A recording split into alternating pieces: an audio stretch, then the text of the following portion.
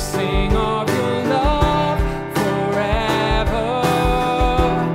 I could sing of your love forever. And though I feel like dancing, it's foolishness, I know. When the world has seen the light, they will dance with joy like we're dancing now. I could sing of your love forever. I could sing of your love forever. I could sing of your love forever. I could sing of your love forever.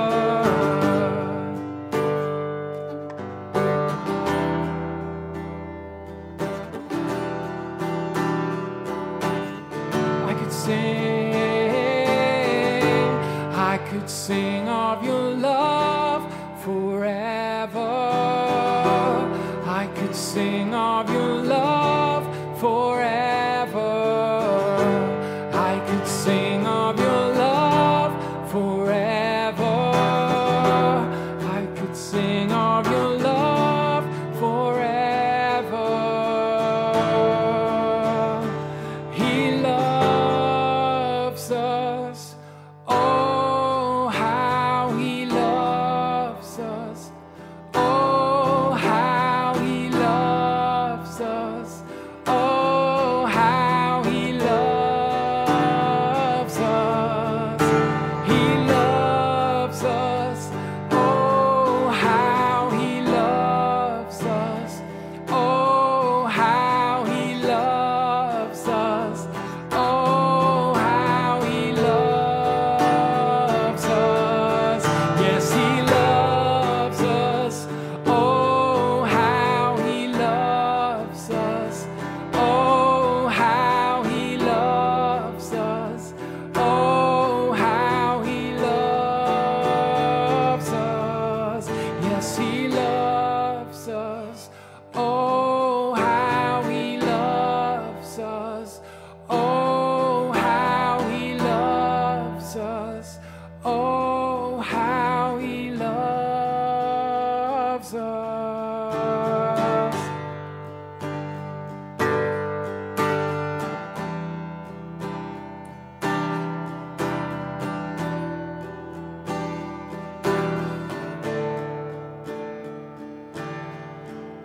So boldly we approach your throne. Blameless now we're running home. It's by your blood we come. We're welcomed as your own into the arms of majesty. Yes, boldly we approach your throne, and blameless now we're running home. It's by your blood we come. We're welcomed as your own into the arms of majesty. This is the art of celebration, knowing we're free from condemnation. Oh, praise the one who made an end to all my sin. This is the art of celebration, knowing we're free from condemnation. Oh, praise the one who made an end to all my sin. This is the art of celebration, knowing we're free from condemnation. Oh, praise the one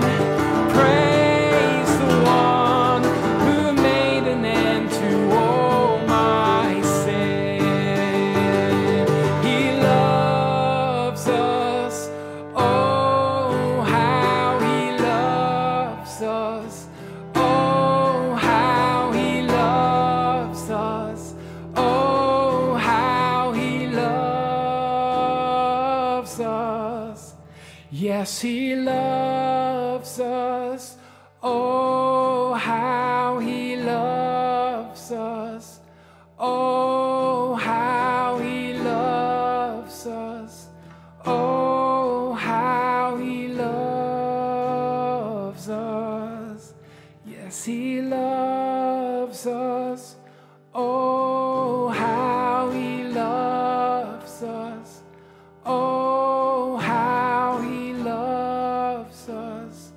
Oh, how he loves us.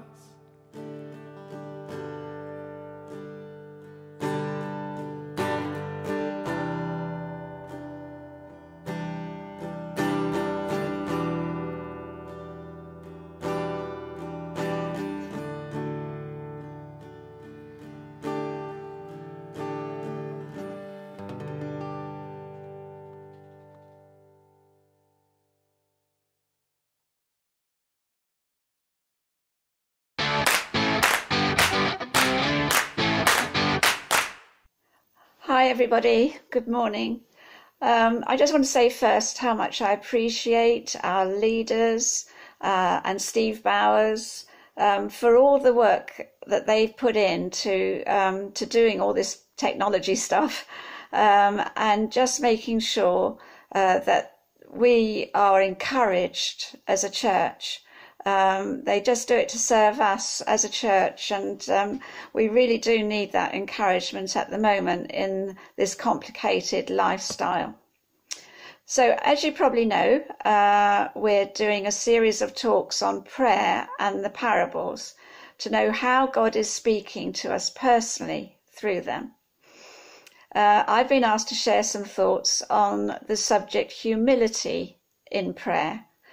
And I must say, the title can make me feel guilty of times when I want to be better than someone else or thinking I know what's wrong with someone else, whereas it's only Jesus who knows what's best for all of us. So back to the title, Humility in Prayer. We're reading Luke chapter 18, verses 9 to 14. And it's the parable of the Pharisee and the tax collector. And I'm sure you all know it anyway, but let's see what God's saying to us through it today.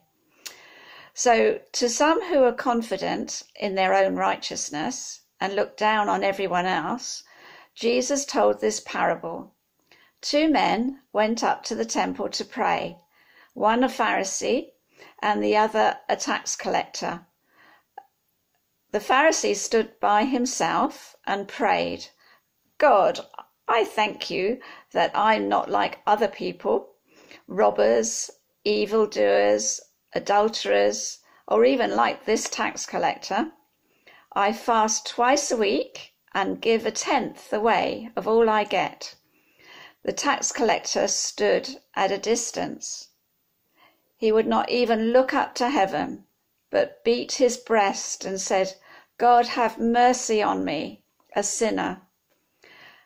And Jesus says in verse 14, I tell you that this man, rather than the other man, went home justified by God. For all those who exalt themselves will be humbled, and those who humble themselves will be exalted. Jesus was the most amazing storyteller that grabbed people's attention, but his stories had profound meaning that changed lives and ways of thinking, not just for people many years ago, but also for us as well. So in only 6 verses, he gave a message that was not just for people then, but also for us today. So Jesus was speaking mainly to people who are confident in their own righteousness. So there would have to have been Pharisees actually listening at the time. So let's look at the 2 men that in Jesus' story. One was a Pharisee, and Pharisees believed in prayer and were well known as legal experts. They prayed at the temple 2 times a day, and they would have walked around in very sort of expensive clothing, giving an air of superiority. They regarded themselves as very important and expected others to respect them as much as they respected themselves. They would have been a self-confessed righteous man, because he wasn't lacking in anything. He would congratulate himself on his own achievements. And the Pharisees, they would have been jealous, actually, of Jesus' popularity and hated the fact that Jesus showed he loved the people that they despised. So before Jesus came, they would have been the most honoured amongst the Jews. So Jesus had said their virtue was like filthy rags, outside painted with virtue, but inside filled with dead men's bones. They were afraid of losing their power, and they were confident in their own righteousness and superiority, and they didn't want to lose any of that. Now the other man, a tax collector, was considered as the lowest of the low, scum of the earth, definitely a sinner. And there were two reasons the people were so critical of the tax collectors and treated them with contempt. Okay, because the tax collectors worked for and collaborated with the Romans who ruled the country, so the other Jewish people didn't trust them.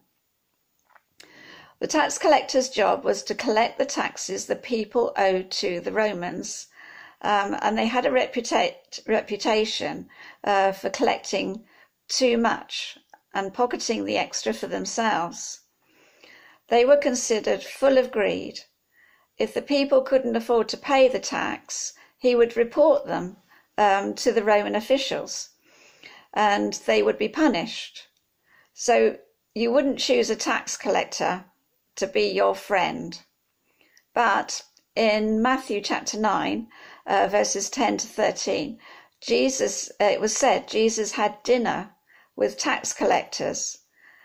As he said, I've not come to call the righteous who think they don't know anything wrong, but no, I've come to save the sinners.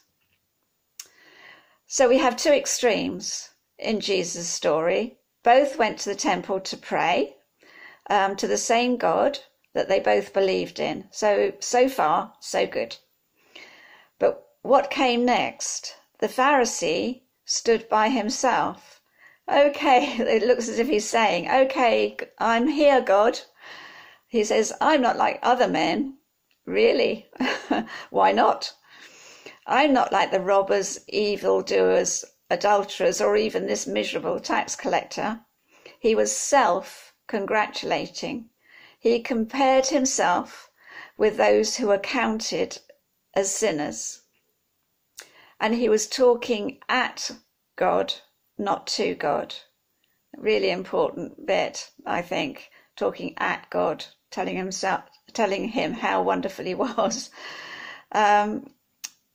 So anyway, he carried on, said, I fast twice a week, which is really impressive.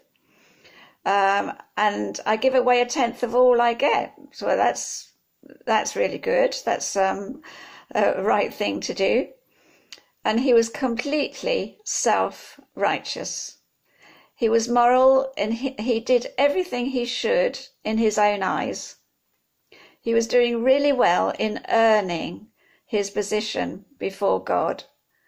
He was saying, I'm saved by being good enough. I'm blameless. And he was almost obsessed by his own virtue. So then the tax collector stood at a distance. He knew he wasn't worthy to come very close in the temple. He couldn't even raise his head to speak. He beat his breast, which was a sign of anguish, almost as if he wants to punish his own heart, which is the source of all longing. He's overwhelmed with guilt. He confesses he is a sinner and asks God for mercy. So the only other time we read of a similar experience when people beat their breast was when Jesus Christ died on the cross. a centurion praised God and said, "Surely this was a righteous man." When all the people had witnessed this sight, they beat their breasts and went away. So, yeah, there it is again. They beat their breasts in anguish. That's the thing they did. So Jesus said it was the tax collector who went home justified before God. Why? Because he'd met with God. He realized how amazing God is and how sinful he was and how incredible God's grace is. How compared with God his life was like filthy rags. He knew he didn't deserve to come to God by his own righteousness, but only by God's mercy. So how can we be right with God? We can either earn salvation or we can't. So religion says you can achieve it. You don't even need God to achieve it. We can just keep all the laws and do lots of good things. So either you can make yourself right before God or it's done for you. Both men believed in the same God. Both believed in sacrifices for sins. And the Pharisee believed he'd earned the right to be forgiven. His sins were covered. And the Pharisee is as good as he can be, keeping every law, even the very difficult ones, and yet it's the tax collector who is approved by God. Does that make sense? Not according to the Pharisees, and not really according to our human thinking. It's only when we really meet God it makes sense. The tax collector knew about substitution. A perfect, righteous substitute was needed to be sacrificed in his place to gain forgiveness for his sins. And Jesus said in verse 14, "I tell you, this man," the tax collector, "went home justified by God." You can imagine the Pharisees there would be saying, "Who does he think he is? What authority does he have to say, 'I tell you'?" And they viewed him with contempt.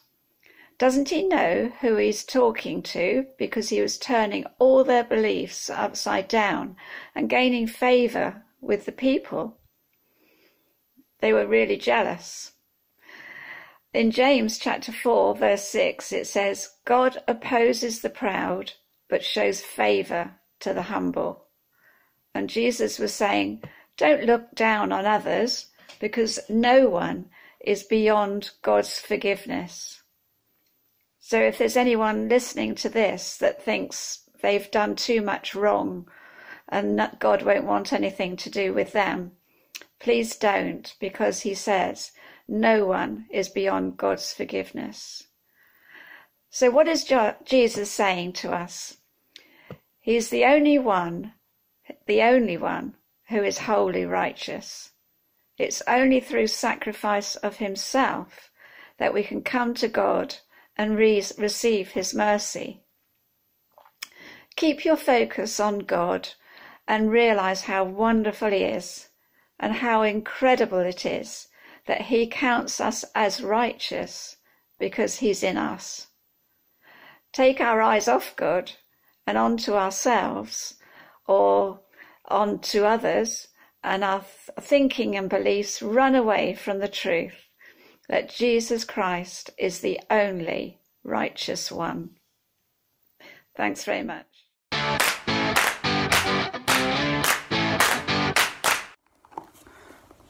So, today for the family talk, we're going to tell you a story, and the young people are helping with that. But what I'd love for you guys to do is to help us finish the story. Before we tell you what's going to happen, there's going to be an opportunity for you to decide which person is in the right.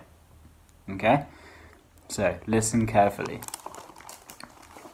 There were two men, a Pharisee and a tax collector, and Jesus was telling the story to people that were very, very confident. Sometimes I'm like that. So 2 men went up to the temple to pray. One was a Pharisee and the other the tax collector. The Pharisee stood by himself and prayed, God, I thank you that I'm not like the other people, the robbers, the evildoers, or even like this tax collector. I fast twice a week and I give 1/10 of all I get. But the tax collector stood at a distance. He would not even look up to heaven, but he beat his chest and said, God, have mercy on me, a sinner. So, now I want you guys to take a few moments and think, which of these people was in the right? Was it the boastful Pharisee or was it the humble tax collector? Well done, it was the tax collector.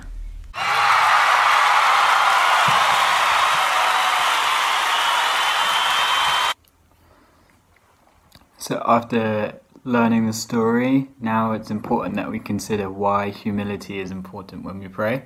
So Joel and Nathaniel will have some thoughts on that.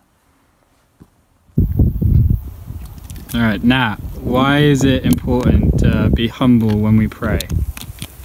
Because we actually need God and see the difference between Him and us.